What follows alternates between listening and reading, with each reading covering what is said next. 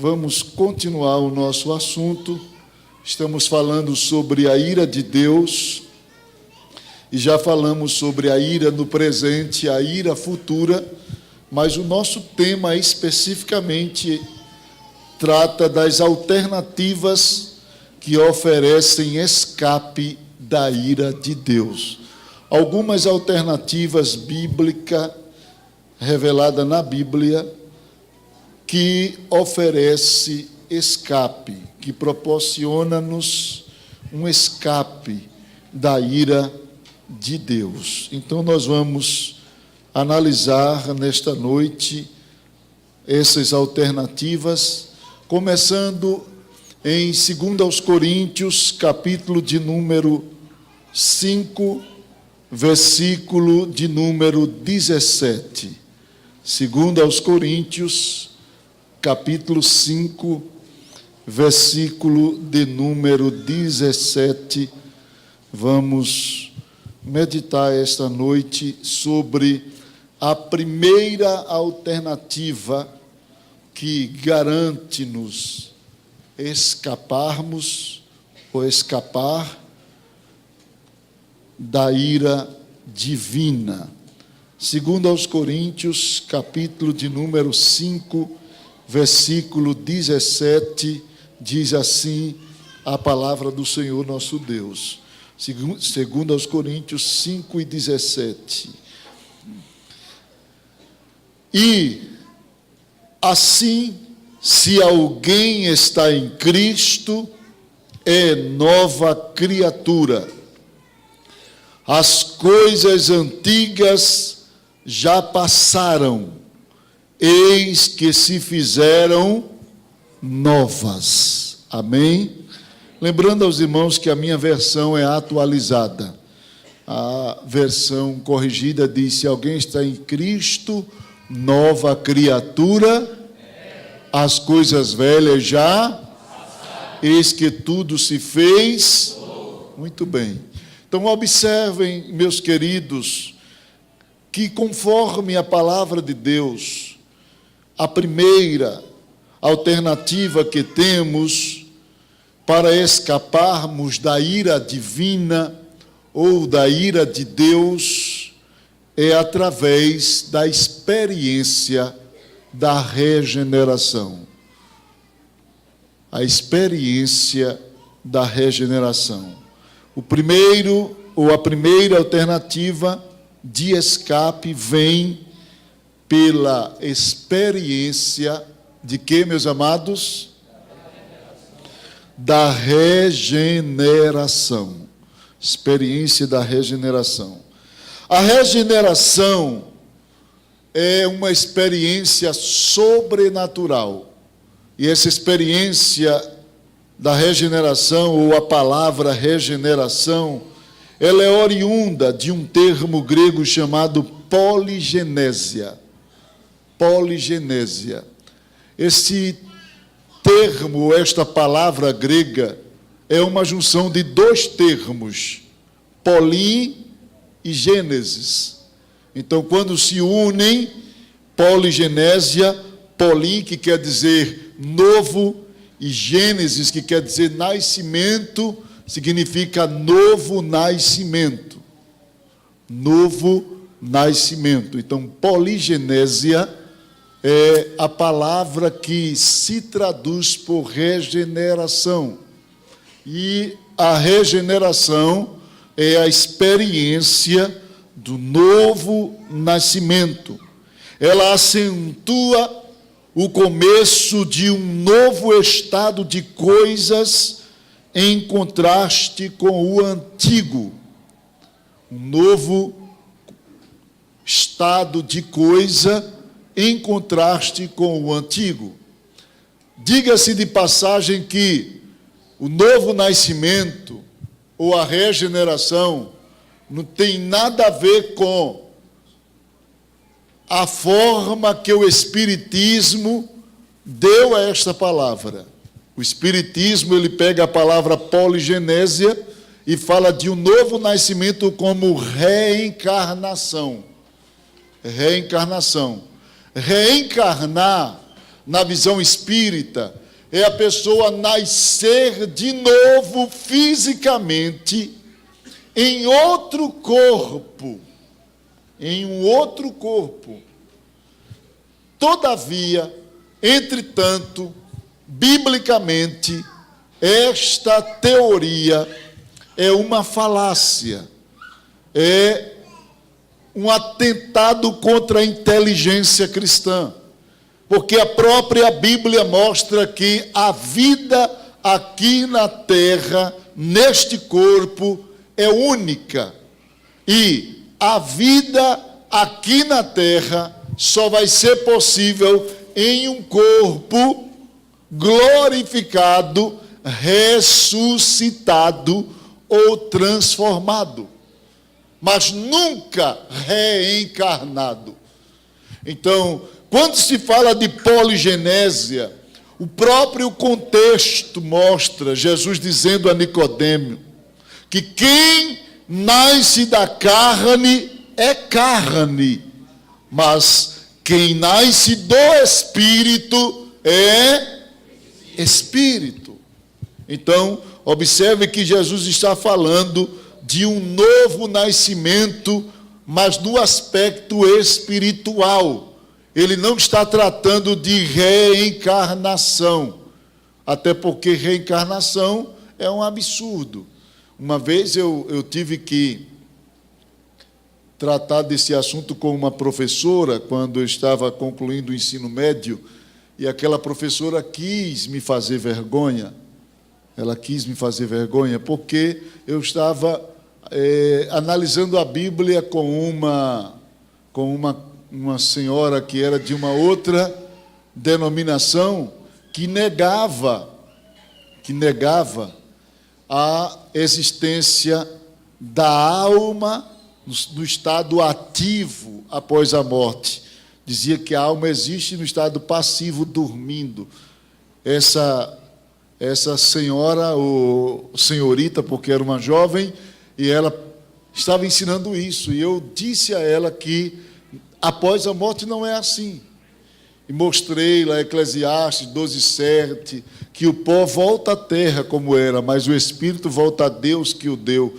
Falei da parábola de Lázaro e do rico, que ele chegou até a clamar a Abraão, mostrando assim o espírito ativo após a morte. E aquela professora, quando ouviu-me falar e derrubar pela graça e a misericórdia de Deus o argumento daquela entidade religiosa que estava ali, aquela jovem que seguia segmento religioso diferente do verdadeiro cristianismo, então ela achou ruim. Então ela começou a querer discutir sobre o espiritismo e pegou um livro de Allan Kardec, um livro branquinho, pequeno, e disse: você não sabe de nada. E realmente eu não sabia de nada sobre o espiritismo, eu estava começando a estudar a Bíblia, mas eu pedi a ela o livro emprestado e disse que com 8 dias eu teria as respostas que ela estava me questionando, eu iria dar a resposta. E levei o livro, li, questionei os professores de escola dominical, os presbíteros, peguei as informações, colecionei informações e voltei.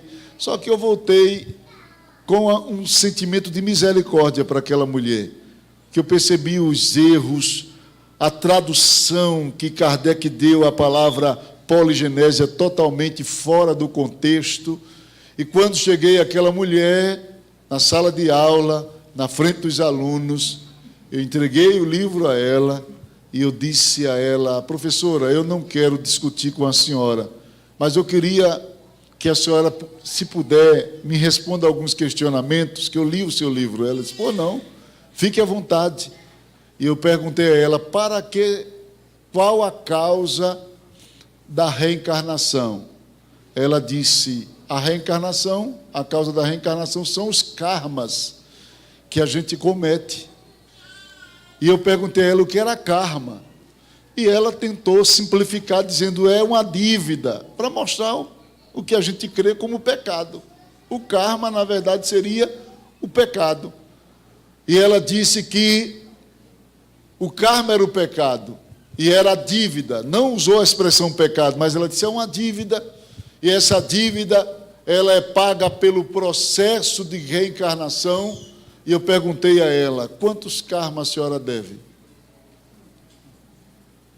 Ela não sabia quanto devia. Eu disse, muito bem, como é que a senhora vai pagar uma dívida se não sabe nem quanto é que deve? Nenhum espírita sabe quantos karmas eles devem. Mas quando eu vi ela gaguejando e ficando vermelha, que ela era bem branquinha, e eu percebi que ela estava desconfortável, eu disse, deixa para lá essa pergunta, me responda a segunda. Já que a senhora não sabe quanto karma a senhora deve, é possível, minha segunda pergunta para ela foi, é possível, no processo da reencarnação, enquanto uma pessoa paga um karma, cometer outros karmas? Ela disse, claro que é. Eu disse, piorou. Vai ficar assim, ó, paga e deve, paga e deve, paga e deve, paga e deve. Eu prefiro o que a Bíblia diz, professora. O que é que a Bíblia diz? João, capítulo 1, versículo 7. Se andarmos na luz, como Ele na luz está, temos comunhão uns com os outros, e o sangue de Jesus Cristo, paga de uma só vez, nos purifica de todo pecado. De todo pecado. Aí nessa hora, vocês sabem, uma classe com um adolescente, né, tinha adolescente assoviando, gritando, aquela desordem. Eu fiquei cheio de vergonha, mas ela precisou de ouvir aquilo ali. Nem precisei muito de ler o livro dela, porque o argumento do Espiritismo é fraco diante do crivo do exame da palavra de Deus. Mas tem muitos crentes que não têm argumento, porque não estudam a palavra. Mas voltando ao nosso tema, a primeira alternativa que a Bíblia nos oferece para fugirmos ou escaparmos da ira futura é através da experiência da regeneração. Como já disse, poligenésia, formado por polim, que quer dizer de novo, e gênesis, que quer dizer nascimento, é uma palavra que acentua o começo de um novo estado de coisas em contraste com o antigo. Ou seja, quando a pessoa aceita Cristo pela fé, sua vida muda radicalmente. Ele começa a viver, ainda aqui na terra, neste corpo debilitado, no corpo propenso ao pecado, mas a sua vida toma uma nova direção de prática. Então observe o que diz a palavra em Efésios capítulo 4, versículo 19 ao versículo 24. Efésios capítulo 4, versículo 19 ao versículo de número 24, Paulo mostrando como se processa, como se desenvolve, como o crente procede, ou como o homem procede após a experiência do novo nascimento. Efésios capítulo 4, versículo 19, diz assim a palavra do Senhor: os quais, tendo se tornado insensíveis, entregaram à dissolução, para com avidez cometerem toda sorte de impureza. Agora veja versículo 20. Ele está mostrando o estado de quem está no pecado. Mas o versículo 20 ele diz: mas não foi assim que aprendestes a Cristo, se é que de fato o tendes ouvido e nele fostes instruídos, segundo é a verdade em Jesus, no sentido de que, quanto ao trato passado, que é a vida passada, a vida outrora no pecado, vos despojeis. Despojar é se despir. Despojar é arrancar, é jogar fora. Vos despojeis de quê? De quê? Do velho homem, que se corrompe segundo as concupiscências do engano, os desejos enganosos. Versículo 23, e vos renoveis. Lembre-se que regeneração é novidade de vida.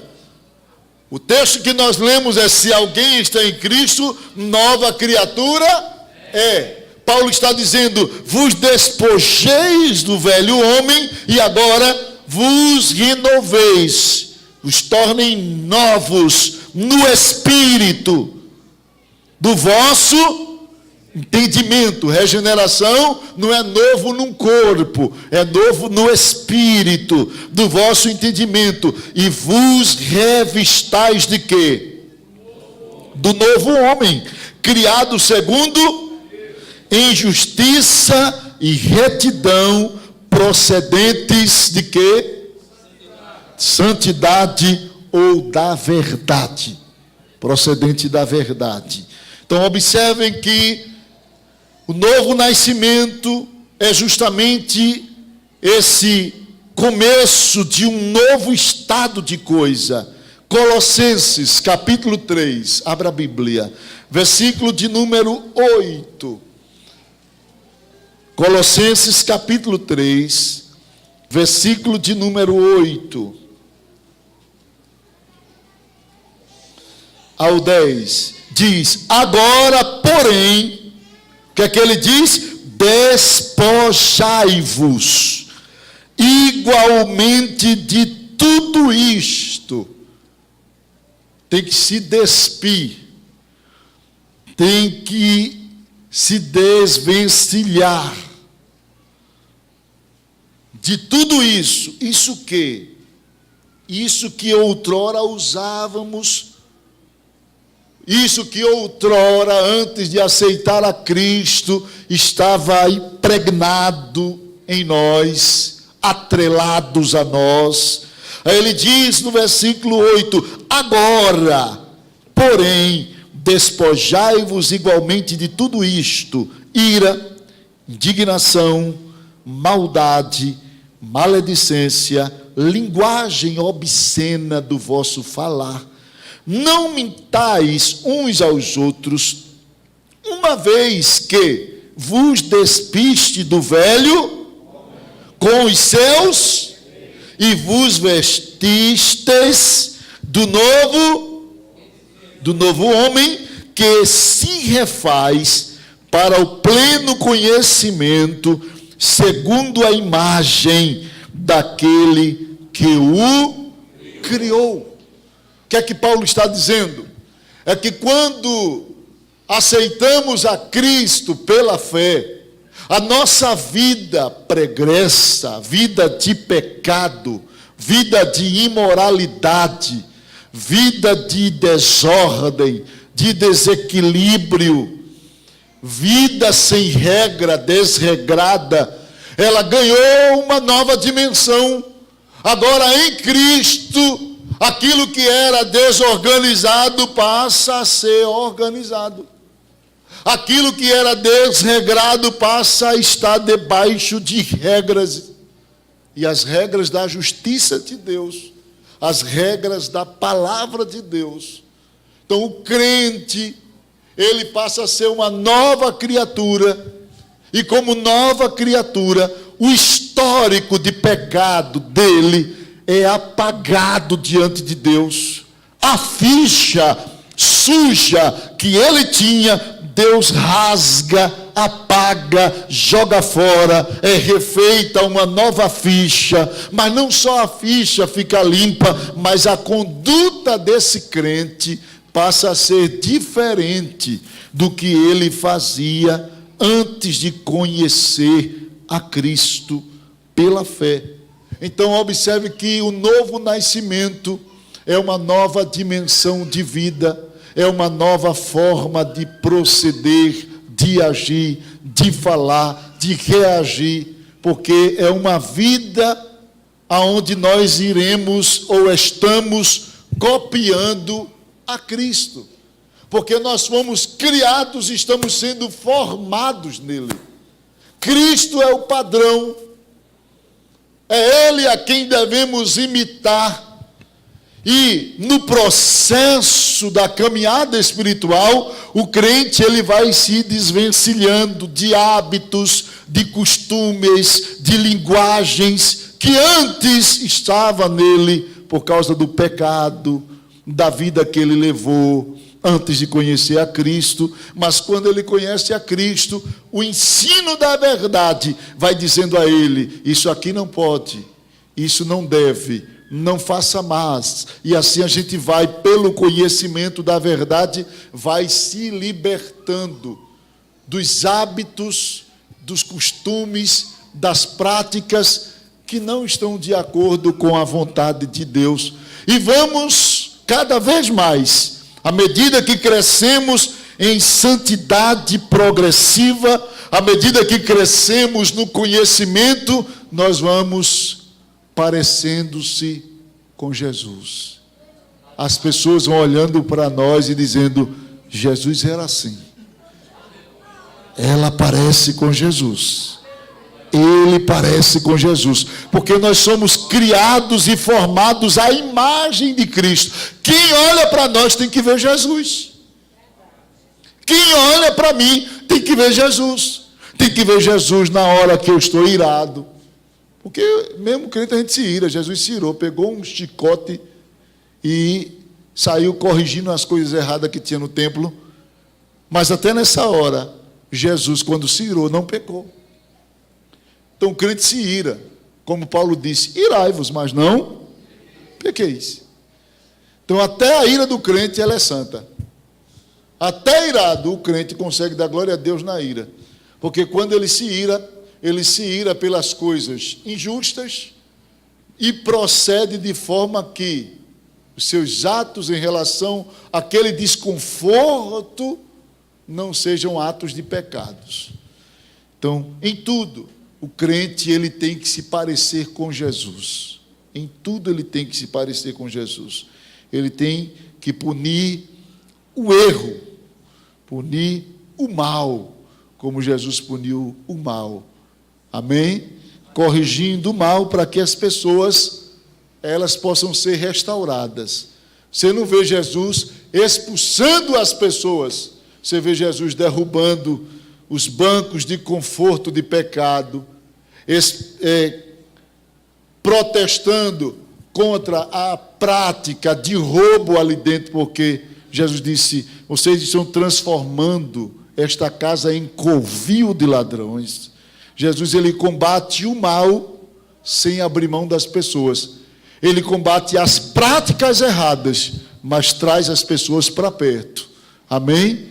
A gente não quer que as pessoas que estão erradas na igreja vá embora. A gente quer que os erros dessas pessoas saiam e elas fiquem sem erro, servindo a Jesus na beleza da sua santidade.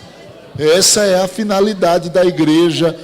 Essa é a finalidade do ensino da palavra de Deus. Bem, a regeneração acontece na vida através de duas experiências. A regeneração, ela é fruto de duas coisas. E eu quero mostrar aos irmãos. Há dois elementos que identificam a verdadeira regeneração. Abra a Bíblia em Atos, capítulo 3, versículo 19. Como é que eu sei que fulano foi regenerado? Não é pelo paletó, não é pela gravata, não é pelo cargo. Judas chega a dizer que tinha tanta gente dentro da igreja que eram, desculpe a palavra é um pouco forte, mas está na Bíblia, ímpias, pessoas ímpias dentro da igreja. Lá na carta de Judas, você vai ver, introduziram-se entre nós. São pessoas que entram na igreja, mas são ímpios. Nem todo mundo, Jesus disse, nem todos que me dizem Senhor, Senhor, o que foi que ele disse? Entrará no reino de Deus, mas aquele que faz a vontade de meu Pai. Então Jesus falou de pessoas que vivem fazendo coreografia espiritual, de pessoas que não são legítimas. Sua experiência não é legítima. é só superficial, é só para mostrar alguém, mas não é um crente legítimo, porque estão na igreja, mas estão transvestidos. Estão na igreja, mas estão disfarçados.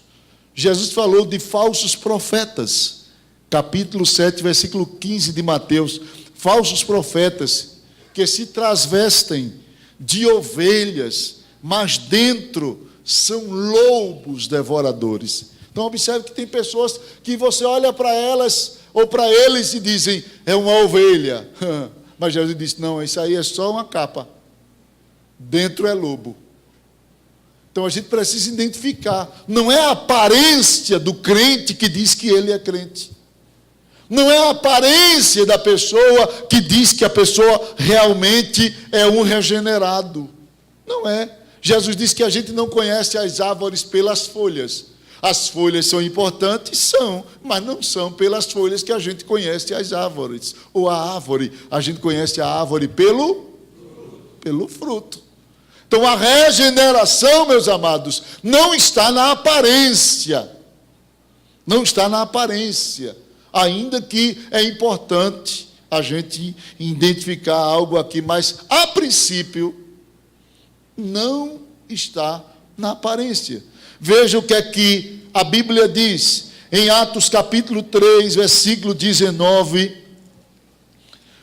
o que precede a experiência da regeneração, ou o que é necessário para experimentar a regeneração. Capítulo 3, versículo 19, Pedro disse, arrependei-vos, pois, e convertei-vos, para serem cancelados os vossos pecados. Arrependimento, conversão, não é convenção, é conversão. Você tem que se convencer, e convencer é uma coisa, converter-se é outra. Entendeu? A pessoa convencer é a pessoa que não aceitava não tinha aquele entendimento e recebeu. Realmente é isso mesmo, isso é se convencer. Mas se converter é outra coisa. Tem muita gente convencida na igreja. Convertida tem poucas. Porque convencida realmente Jesus morreu na cruz, realmente ele perdoa pecados, realmente ele vai vir buscar a igreja. Agora, convertido é mais do que convencido. Aí Pedro diz, no versículo 19, arrependei-vos e convertei-vos. Então, o arrependimento e a conversão são dois elementos que identificam-nos a verdadeira regeneração. Vamos começar pelo arrependimento. A regeneração só é verdadeira quando há arrependimento. Amém? Sem arrependimento não existe regeneração. Então, o que é o arrependimento? Arrependimento, no sentido simplório da palavra, significa perceber depois. Perceber depois. Arrependimento significa perceber depois. Implica em mudança interna. É uma percepção que a pessoa tem depois de cair, de pecar, de cometer um erro, de transgressão. Aí vem a percepção depois de ter praticado. Isso aqui é tão importante, viu? Essa definição simples de arrependimento. Por quê, pastor? Porque tem gente que quer cometer suicídio, aí faz uma carta, como que pedindo perdão. Não, arrependimento é depois. É depois. Arrependimento é algo que ocorre depois de pecar, não é antes de pecar, não. Quem sabe que vai fazer errado antes de fazer, peca duas vezes. Peca duas vezes. É pecar deliberadamente. É por isso que não tem, mesmo que deixe uma carta, quero pedir perdão à minha mulher, peço perdão aos meus filhos, peço perdão aos meus amigos pelo que eu estou fazendo, mas é que eu não aguentava essa dor. Vai tomar um atalho para o inferno, não tem outra palavra, irmãos. O suicídio é um atalho para o inferno, é chegar no inferno de forma mais rápida. Amanhã ele deixou uma carta se arrependendo. Arrependimento é experiência que vem depois. Se ele praticou consciente, o que ele sentiu depois não vale, porque arrependimento é enquanto estamos aqui nesta vida. Lá não vale mais arrependimento. Não existe arrependimento após a morte. Arrependimento é sempre antes da morte. E se ele deixa uma carta sabendo que o que ele estava fazendo era errado, é pecar duas vezes. É agravar o seu pecado. Quem me entende, diga amém. Amém. Então, arrependimento, ele é definido como sendo uma sincera e completa mudança de mente. Isso aqui é uma definição dos dicionários. Veja como é que eles veem o arrependimento.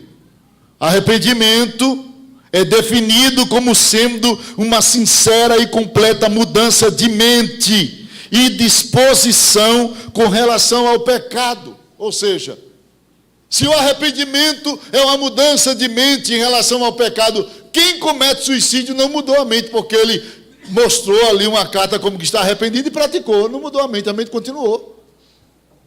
Não, é mudança de mente em relação ao que fez. Ao que fez. Envolvendo um senso de culpa e desamparo. Apreensão da misericórdia de Deus. Um forte desejo de escapar ou ser salvo do pecado. E abandono voluntário dele. Então, arrependimento é a mudança de mente que nos leva ao abandono do pecado. Como é que uma pessoa que comete suicídio deixou uma carta e abandonou se ele praticou depois? Então não se arrependeu. Estou arrependido pelo que eu vou fazer. Isso não é arrependimento. Isso se chama remorso. E tem muita gente na igreja que está tendo experiência de remorso e está traduzindo, interpretando como que é arrependimento. O arrependimento, gente, é uma experiência que atinge 3 áreas do homem. Quando a gente analisa dentro da visão antropológica, o arrependimento, ele atinge o intelecto, diga comigo, o intelecto, a emoção e a volição. Se o arrependimento não atingir essas 3 áreas, ele não pode ser considerado, a experiência não pode ser considerada uma experiência de arrependimento. Verdadeiro arrependimento, ele atinge essas 3 áreas. O arrependimento ou arrependido, primeiro, ele experimenta uma mudança de ideia em relação ao pecado. Uma mudança de ideia em relação ao pecado. Essa mudança, ela é chamada no grego de epignosis. Epignosis hamartia. A mudança de pecado gerada, ou em relação ao pecado, gerada pelo arrependimento, é epignosis hamartia. O que é isso? É o entendimento acerca da realidade do mal. Se a pessoa não toma conhecimento acerca do mal praticado, essa pessoa não pode estar arrependida. Alguém disse, pior do que pecar é não ter consciência do que fez. Vou repetir. Pior do que pecar é não ter consciência do que fez. Porque tem gente que comete o pecado e está nem aí. Besteira, sabe o que é isso? Ainda não teve a experiência, que no grego é chamado de epignosis hamartia, consciência da existência do mal praticado. É o que aconteceu com Davi. No Salmo 51, abra a Bíblia, Salmo 51. Quando Natã confronta Davi com aquela parábola da ovelha e do homem que matou e saciou-se da única ovelha do seu vizinho, quando veio o viajante, e Davi declara, bate o martelo e declara a sentença: digno de morte é este homem. E isso se referia ao pecado de adultério que ele cometeu com a mulher de Urias, e também com a carta que ele enviou pelas mãos de Urias, pedindo a Joabe para colocar Urias na linha de frente da batalha, para ele ser logo morto, alvejado. E Davi peca, não tem a experiência de epignosis hamartia, da consciência do mal, e vive como se nada aconteceu. Quando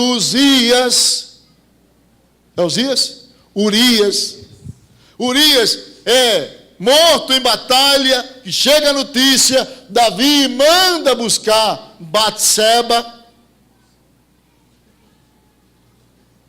e ela vem, e ele fica com ela como se nada aconteceu, ou tinha acontecido. Resultado, Deus fala com o profeta vai lá, e diga-se de passagem que mensagem de profecia, de repreensão, não se dá em público, de forma direta a uma pessoa, se dá em público de maneira indireta. Se Deus quer lhe usar para repreender alguém, você não tem que estar chamando o nome de púlpito, porque Deus não faz vergonha. Deus não trata do pecado das pessoas, envergonhando as pessoas, mas curando-as. Amém, meus irmãos? Amém. E não tem problema, se a mensagem é de Deus, você pode chegar para a pessoa, seja uma mensagem de repreensão ou de bênção. Você pode chegar para a pessoa em particular e dar a mensagem daí. Não é de Deus, não é para aquela pessoa? Pode dar, e Deus vai cumprir. Se for de Deus, se for meninice sua, depois não acontece nada. Não tem necessidade de estar fazendo vergonha às pessoas. É você! Deus está me dizendo que você está em pecado. Que isso, irmãos? Deus não chama as pessoas para envergonhar, Deus chama para curar. Davi estava em pecado, mas o profeta foi em particular. Criou lá a parábola, até Davi próprio se julgar e dizer: digno de morte é esse homem. Aí ele diz: oh Davi, esse homem és tu. Ele ficou: é você? Não, ele disse: esse homem és tu, Davi. Quando Davi toma consciência do mal praticado, porque o pecado engana. A Bíblia falou lá em Efésios, concupiscência do engano. A pessoa, tem gente que comete pecado e começa a entrar no mundo de engano, não precisa confessar, não precisa dizer nada, e vai se iludindo ali. Mas quando veio a repreensão de Deus, que a consciência dele veio em relação ao mal, ele cai e diz: pequei contra o Senhor. Aí vem o Salmo 51, e ele grita e diz: compadece-te de mim, ó Deus, segundo a tua benignidade, segundo a multidão das tuas misericórdias, apaga as minhas transgressões, lava-me completamente da minha iniquidade e purifica-me do meu pecado, pois eu conheço, olha aqui, epignosis hamartia, eu conheço as minhas transgressões e o meu pecado está sempre diante de mim, a consciência do mal. Então o arrependimento, ele traz logo à tona a consciência do mal. A pessoa, quando começa a experimentar o arrependimento, ele começa a dizer: por que eu fiz isto?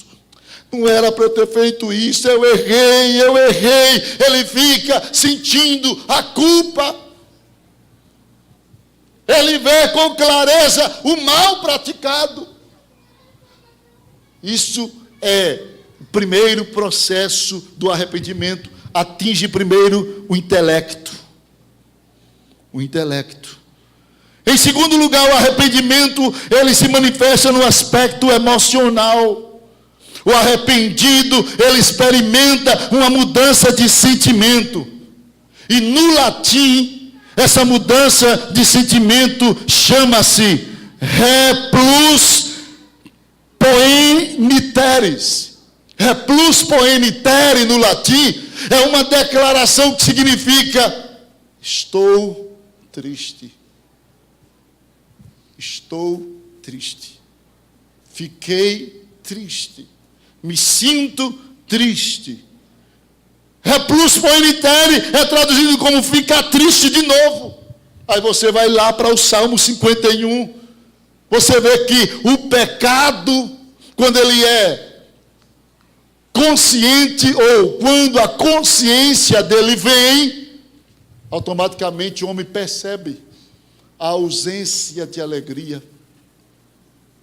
Aí Davi diz no versículo de número 8 do Salmo 51, versículo 8: faze-me ouvir júbilo e alegria, para que exultem os ossos que esmagaste. Ele está dizendo: oh, como eu estou sem alegria. Versículo de número 12, ele diz: restitui-me a alegria da tua salvação. Eu quero sentir alegria de novo, porque o arrependimento leva-nos a uma dimensão de tristeza. O verdadeiro arrependimento esclarece-nos do mal e nos leva a experimentar uma sensação desconfortável, tristeza pelo que fizemos. É por isso que Paulo diz na primeira carta, ou melhor, na segunda carta aos Coríntios, abra sua Bíblia, segunda carta de Paulo aos Coríntios, capítulo de número 7, versículo de número 8 e o 9. Ou melhor, o 9 e o 10.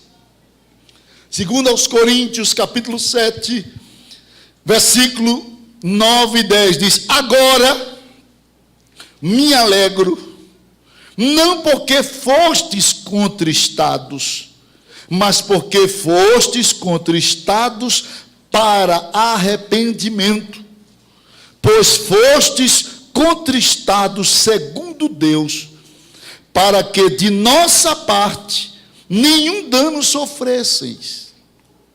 Porque a tristeza segundo Deus faz o quê? Produz o arrependimento para a salvação, que a ninguém traz o quê? Pesar, mas a tristeza do mundo produz morte. Então observe que o arrependido, ele não somente é esclarecido, recebe esclarecimento do mal, consciência do mal, mas ele se entristece pelo mal que praticou. Aí é a segunda etapa do processo do arrependimento. Em terceiro lugar, vem o arrependimento no aspecto volitivo, ou seja, na vontade. Não só no intelecto, não só no sentimento, mas também na volição, na vontade humana.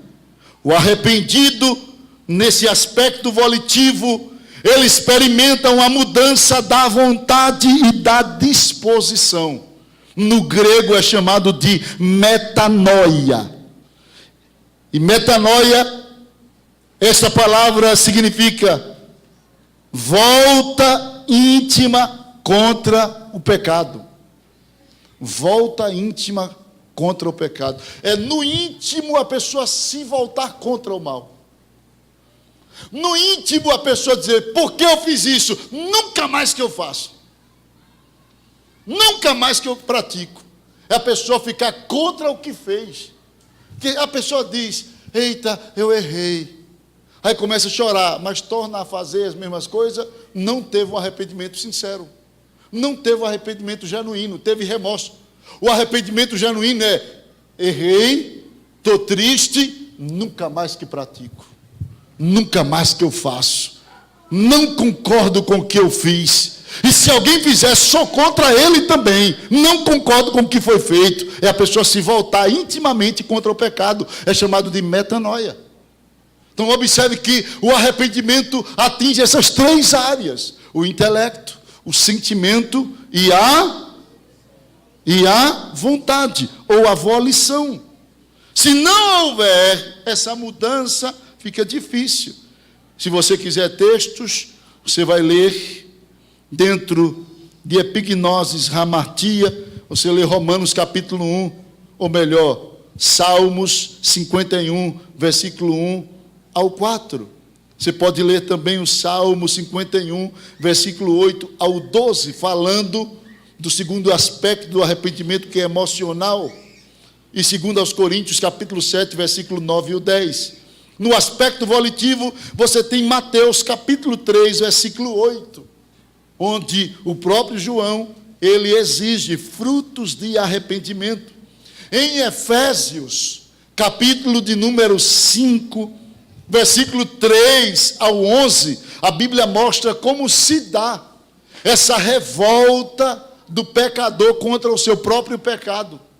Veja como é que a Bíblia mostra. Efésios, capítulo de número 5, versículo de número 3 ao versículo de número 11. Efésios 5, 3 ao versículo de número 11. Estou com a Bíblia nova aí, as folhas estão coladas uma na outra. Capítulo 5, versículo 3. Diz assim a palavra do Senhor: mas a impudícia de toda sorte de impureza ou cobiça nem sequer se nomeie entre vós, como convém a santo. Pode nem ter essas palavras podres no meio do crente. Nem conversação torpe, nem palavras vãs, ou chocarrices, pessoas que riem demasiadamente, como anarquistas, coisas essas inconvenientes, antes, pelo contrário, ações de graças. Sabei, pois, isto: nenhum incontinente ou impuro ou avarento que é idólatra tem herança no reino de Cristo e de Deus. Ninguém vos engane com palavras vãs, porque por essas coisas vem a ira de Deus sobre os filhos da desobediência. Portanto, não sejais participantes com eles, pois outrora erais trevas, porém agora sois luz no Senhor. Andai como filhos da luz, porque o fruto da luz consiste em toda bondade e justiça e verdade, provando sempre o que é agradável ao Senhor, e não sejais cúmplices nas obras infrutíferas das trevas, antes, porém, reprovai. O crente, ele nem pode praticar, nem pode concordar com quem pratica o pecado. Isso aqui é metanoia. Isso aqui é o arrependimento na vontade. A mudança de vontade e disposição em relação ao pecado. E essa mudança ocorre no íntimo. Lembre-se de que arrependimento tem a ver com mudança interna. Mas Pedro falou do arrependimento e falou de que mais? De que mais? Conversão. Ele disse: arrependei-vos e convertei-vos. Então a verdadeira regeneração, ou a regeneração, ela é verdadeira quando há também conversão. Conversão, a palavra do grego, chamada epistrefo, significa voltar-se, virar-se, e implica em mudança externa. Enquanto o arrependimento, ele tem a sua operosidade dentro do homem, mudando o homem por dentro, a conversão muda-nos por fora. Ela leva-nos a tomarmos de forma externa outro rumo. Quem ia tomar cachaça, agora vem para a igreja adorar. Quem se vestia de forma provocante na sua sensualidade, agora tem pudor tem vergonha, se cobre. Amém, meus irmãos? Quem falava palavras torpes, que traduzido é palavra podre. Quem falava palavra podre, porque tem gente que tinha um hábito de falar palavra podre, irmãos. Ele não dava duas palavras com a pessoa que já dizia uma pornofonia. É porque não sei o quê, aí já tinha pornofonia. Quando aceita Jesus, o Espírito Santo, no processo, na operação da regeneração, pelo arrependimento, muda ele por dentro, mas também por fora. As palavras dele é diferente, sempre agradáveis. Então a conversão, ela tem a função de nos fazer voltar-se a Deus, virar-se, implicando em uma mudança externa. Esta mudança acontece em relação a Deus e ao próximo, pela confissão e pelo modo de agir ou testemunho prático. Mateus 3:18, Lucas capítulo 15, versículo 17 ao 21, quando o pródigo, ele se arrependeu do que fez, ele não ficou lá, eu estou arrependido, não era para eu ter feito aquilo com meu pai, ele não ficou com os porcos, ele disse, levantar-me-ei, irei ter com meu pai. Isso é conversão. O arrependimento convenceu ele do mal que ele praticou, promoveu tristeza pelo que ele praticou, operou na vontade dele para ele ter outra disposição. Em vez de ter a disposição para ficar, ele agora diz, vou me levantar. Aí a conversão diz, volta para a casa de teu pai, volta. E lembre-se de que o caminho de volta é muito mais difícil do que a partida. Quando ele partiu, ele tinha animais se moventes, quem sabe um camelo, um cavalo, um jumento. Ele saiu cheio, pomposo, belo, bonito. Agora ele tinha que percorrer o mesmo caminho a pés. A pés. Sem aquela aparência bela. Estava cadavérico, com fome, feio, horrível, moribundo e mulambudo. Mas quando o milagre acontece da regeneração, que a pessoa se transforma, pode ser o que for, o caminho pode ser distante como for, dizer, eu vou voltar para meu pai, eu não fico aqui. Não importa a dificuldade, se houve arrependimento e se há conversão, a pessoa volta ao pai. E volta decidido, se eu não tiver os mesmos privilégios, eu quero pelo menos ser um trabalhador, um empregado, mas eu prefiro ficar com ele como empregado, do que viver aqui. Aleluia.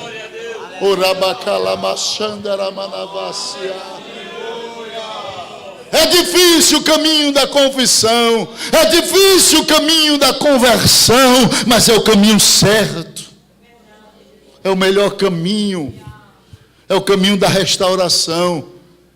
E diga-se de passagem, que surpresa para aquele jovem. Ele que volta para casa querendo um pedaço de pão, quando ele chega lá, o pai dele, não tem pão aqui não. Não tem, tem um bezerro cevado. Você quer um pedaço de pão? Eu preparei mais do que um pedaço de pão. Eu tenho um bezerro cevado para você. Você veio pensando que vai ser empregado, você é filho. Mudem as vestes dele, coloque sandália, anel, anuncie, vai ter celebração, vai ter festa. Meu filho voltou, ele estava perdido, mas é o meu filho, e ele voltou, e vai ter festa. Deus tem surpresas para aqueles que se convertem de coração. Deus tem coisas extraordinárias.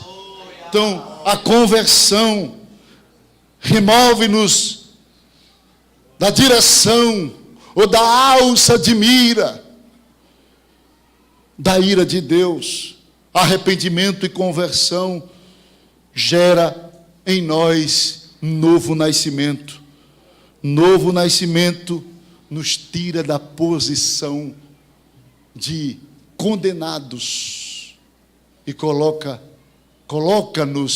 na posição de privilegiados. É Jesus que faz isso. Nenhum de nós merecíamos estar aqui, irmãos. Nenhum de nós merecíamos estar aqui, irmãos. Nenhum de nós tínhamos esse mérito de estar aqui. Jesus não olhou e viu em nós, não foi virtude, ele viu que nós éramos pecadores. Mas quando ouvimos a palavra dele, nosso coração estremeceu e a gente disse: pequei, porque fiz isto, vou me voltar para o Senhor. Clamamos, a ele estendeu a mão de misericórdia sobre nós e nos surpreendeu com as bênçãos da sua graça. E hoje passamos na rua de cabeça erguida, nas avenidas, chegamos em lugares que antes éramos humilhados. Quando chegamos hoje, as pessoas dizem: respeita, chegou o irmão. É outra coisa, é outra experiência, é outra vida, é outra posição.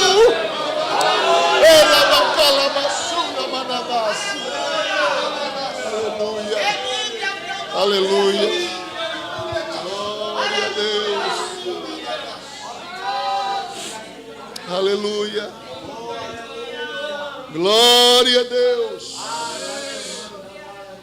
Glória a Deus. Mas deixa eu encerrar este assunto hoje aqui.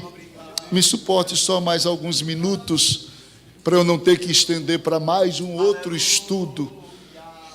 Se Deus permitir, a próxima semana estaremos chegando com outro tema. Mas o que é que nos leva? Qual é a alternativa que temos? A experiência do novo nascimento.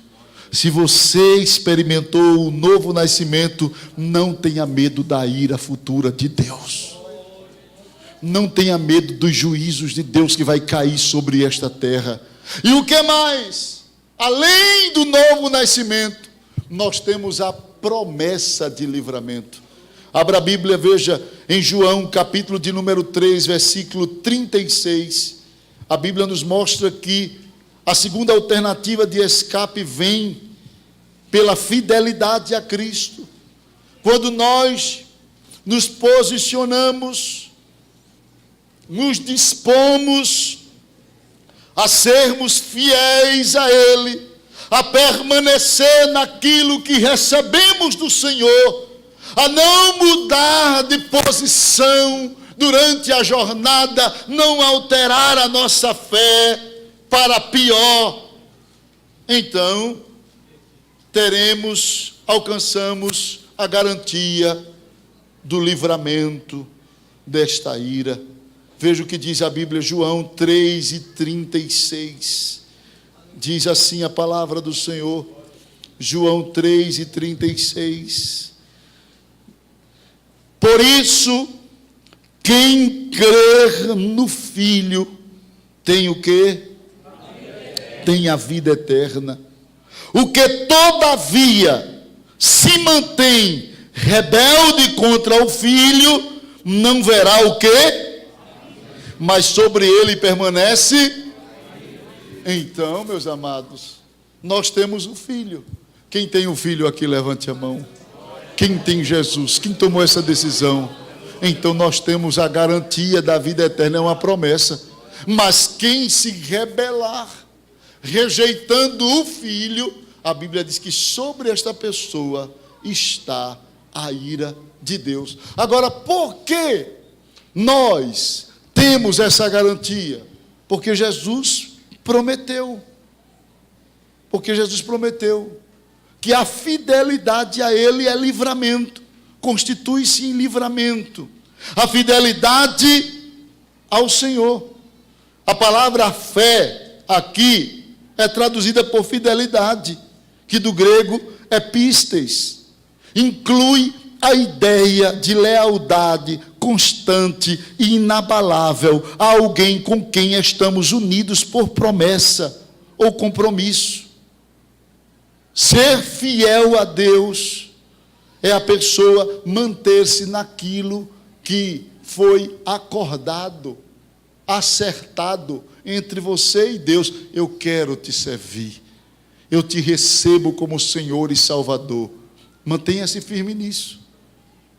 Aí se eu cair, se eu falhar, fidelidade, gente, não é infalibilidade. É aí onde muitos se enganam. que traduz a palavra fidelidade como infalibilidade. Fidelidade não é aferida só pela capacidade de não cair, mas também pela coragem de se levantar de novo. É por isso que a Bíblia diz que 7 vezes cai o justo. E isso aqui não é um incentivo para você cair. Isso aqui é uma palavra de consolo para quem caiu se levantar.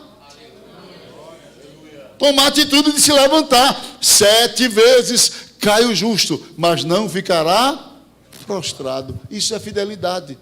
Se chegou a sofrer algum deslizes espiritual ou espirituais, então levante-se e pegue a bandeira da fé novamente e vamos em frente. Porque na jornada é assim. Você vai correndo, vai caminhando, daqui a pouco pode resvalar os pés em uma pedra, alguma coisa. Tomba, levante-se. Não era para cair, mas caiu, levante-se. E continue. Continue. Continue. Você vai cansar. Tem hora que não tem mais ritmo para correr. Ande. Tem hora que não dá para andar. Se arraste, mas não aceite ficar. Não aceite voltar. Não aceite parar. Vá em frente. Isso é fidelidade. E quantas das vezes o diabo não levou alguns de nós ao chão, humilhando, caísse, fracassasse, mas o Espírito Santo está dizendo: você é fiel, porque você se levantou, você não ficou lá, você voltou, você continua. A promessa está sobre você. Você é fiel. Você não vai provar minha ira, você vai provar minha vida na eternidade. A fidelidade, amados, é aprovada pela vida de fé transparente e sincera diante de Deus. Quando somos fiéis, nós somos sinceros, somos transparentes. Transparentes. Em João capítulo 3, versículo 18 ao 21, João falou daqueles que praticam as obras na luz. Sabe o que é praticar as obras na luz? É não viver com mentira. É não viver de engano. É não viver de disfarce. Porque ainda que venha fracassar, errar, Deus não deu a alternativa da confissão, então você está vindo para a luz. Praticou no escuro, mas veio e disse: eu fiz. Trouxe para a luz vai liberar perdão e restauração. Mas o que não pode é esconder. É viver como se não fez nada. Aí isso vai trazer prejuízo, porque não trouxe para a luz. Então, ser fiel, a fidelidade, ela é aprovada pela vida de fé transparente e sincera. É viver na luz. A fidelidade é aprovada pela contínua obediência a Deus. Hebreus capítulo 6, versículo 4 ao 11. É quando o crente se dispõe a obedecê-lo, transcircunstancialmente. Não importa sob circunstância Deus nos coloque, devemos obedecê-lo. Devemos nos manter obedientes. Porque tem hora que Deus coloca a gente no monte, obediente. Mas tem hora que Ele pede para a gente descer ao vale, obediente. A vida de fidelidade não é uma vida de preferência. É uma vida de resignação, de obediência, de crucificação do eu. Se eu não crucifico o meu eu, se eu coloco os meus interesses acima dos interesses de Deus, significa que eu não estou agindo com fidelidade. Mas se eu coloco os interesses de Deus acima dos meus, obediência. Eu vou obedecê-lo. E tem hora que Deus exige cada coisa, irmãos. Tem hora que Deus submete a gente a cada experiência. Que dói, irmãos. Que machuca. Que machuca, que dói. A Bíblia diz que Ele açoita. Está lá em Hebreus, capítulo 6. A todos aqueles que Ele toma por filho. Sabe o que é açoitar? A palavra açoitar é pancadas repetidas. Repetidas. Frequente. É aquilo que a água faz numa nau, num barco. Pá! A onda. Pá! Pá! Tem hora que Deus faz assim. Pega a gente. Tome! E bate. E a gente sente as pancadas de Deus. Mas Ele diz: eu açoito porque tu é meu filho. Tu, porque eu sei que tu é meu. Se tu não aceitar os meus açoites, é porque tu não é meu filho, tu é filho de outra pessoa, tu é bastardo. Mas se tu aceita, e quando eu bato em você, você se quebra e diz: meu pai, eu vou batendo, mas também vou batendo com amor. E daqui a pouco você vai provar a minha misericórdia. Irmãos, obediência inquestionável. A fidelidade é aprovada pela confiança em suas promessas. O que faz a gente ter uma fidelidade aprovada diante de Deus é quando a gente se mantém firme na promessa. Quem tem promessa de Deus aqui? Aleluia. Fica firme. Fica firme. Nós temos uma promessa de Deus, irmãos. Ele promete em Romanos 5 e 9. 1 aos Tessalonicenses, capítulo 1, versículo 10. 2 aos Tessalonicenses, capítulo 5, versículo 9 e 10. Ele promete: eu vou te livrar da ira futura. Eu vou te guardar. Ele disse à igreja de Filadélfia: como guardaste a palavra da minha paciência, também eu te guardarei. Não é na hora. A palavra grega ali é ect. É da hora da tentação ou de tentação que há de vir sobre todo mundo. Guardar na hora é quando estiver a tentação, Deus vai lá e guarda a pessoa. Mas Ele disse: dá, antes que a hora venha, eu te guardo. Antes que chegue a tentação, eu te recolho para o lugar do meu esconderijo, do meu livramento. É Deus dizendo: antes que venha o dia da minha ira, a minha igreja será recolhida para mim. Ela não vai provar, não vai estar debaixo dos juízos, das trombetas, das taças, não vai sofrer nenhum dos 3 ai, não vai estar sob o domínio da besta, sobre o governo da besta de forma nenhuma. Eu amo tanto essa igreja, eu amo tanto meu povo, que a tentação vai vir, o juízo vai vir, mas eles não vão ficar. Essa é a promessa: te guardarei da hora da tentação. Nós devemos estar firmes na promessa do Senhor. A fidelidade é se manter firme. Você está seguro que se a trombeta tocar, você vai para o céu? Como está a tua esperança em Deus? Como está a tua confiança em Deus? Como está a nossa esperança no Senhor? Como está a nossa esperança? Porque às vezes a gente vive só para a terra e esquece que nós somos do céu. Nós somos do céu. Nossa prioridade é o céu. Eu dizia aos irmãos ontem, numa reunião, eu dizia: meu Deus, se nós cuidássemos do espírito como a gente cuida do corpo, nossa vida seria outra. Nós gastamos muito tempo dando prioridade ao corpo. Eu não estou dizendo que é pecado cuidar do corpo, não. Que o corpo é templo e morada do Espírito Santo, e você é o zelador desse templo, tem que cuidar dele mesmo.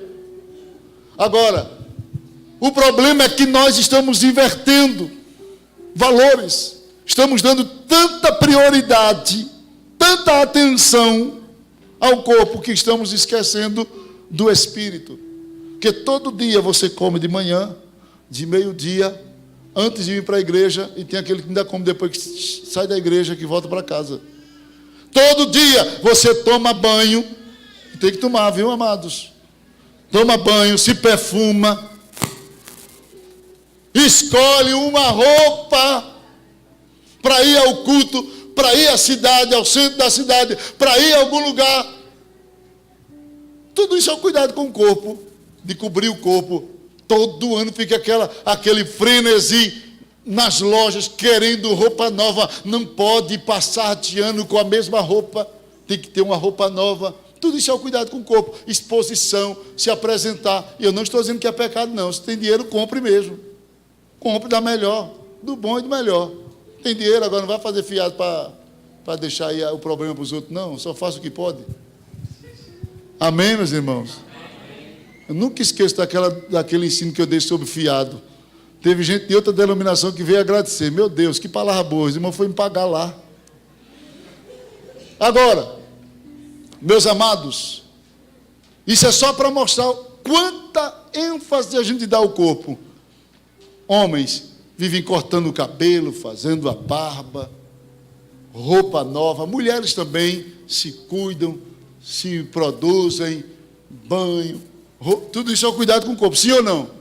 Quem não faz isso está em pecado. Quem não vem para cá sem ter esse cuidado com o seu corpo, porque agora o problema, gente, não é cuidar do corpo, não, gente. O problema é quando a gente não cuida do espírito como cuida do corpo. O corpo a gente alimenta 3 vezes, o espírito a gente deixa ele com fome, jejuando uma semana inteira, não lê um versículo, não para orar, não busca a Deus. Como é que a vida espiritual dessa pessoa vai ser uma vida ativa, próspera? Então, se dessemos ao espírito a atenção que a gente dá ao corpo, porque tem pessoas que pecam, se maculam e não se preocupa com o banho do sangue de Jesus de se purificar. Não se preocupa em ter uma veste nova purificada. Continua carregando a veste imunda do pecado. Mas no corpo não. No corpo, se ele sair com a roupa nova e melar, ele já quer trocar por outra. Veja como a gente inverte valores. Dá tanto valor ao que é passageiro e esquece do que é eterno. Que Deus nos ajude a ser fiel a Ele, a sermos fiéis a Ele. Que Deus nos ajude, amados, a vivermos em transparência de vida espiritual. Que Deus nos ajude a obedecermos a Ele de forma inquestionável. Que Deus nos ajude a vivermos firmes na sua promessa, esperando a vinda de Jesus, porque a trombeta vai tocar. A trombeta vai tocar. E no dia que a trombeta tocar, vai haver uma cisão dentro das igrejas. Sabe o que é? Uma revelação entre o falso e o verdadeiro. Amém? Então que Deus nos ajude